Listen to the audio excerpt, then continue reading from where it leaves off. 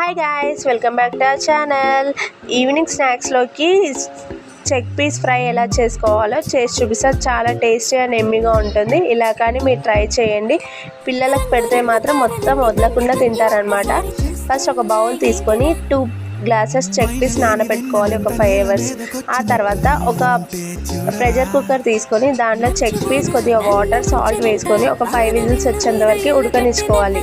దాన్ని పక్కకి స్ట్రెయిన్ చేసుకొని మరొక ప్యాన్ పెట్టుకొని దాంట్లో కొద్దిగా ఆయిల్, పచ్చిమిర్చి, కరివేపాకు, కొద్దిగా ఆవాలు, ఉల్లిపాయలు వేసుకొని మంచిగా గోల్డెన్ కలర్ వచ్చేంత వరకు ఫ్రై చేసుకున్న తర్వాత అల్లం వెల్లుల్లి పేస్ట్, పసుపు, కొద్దిగా సాల్ట్ కూడా వేసుకొని చెక్ పీస్ కూడా వేసుకొని మంచిగా ఫ్రై అవ్వనివ్వాలి.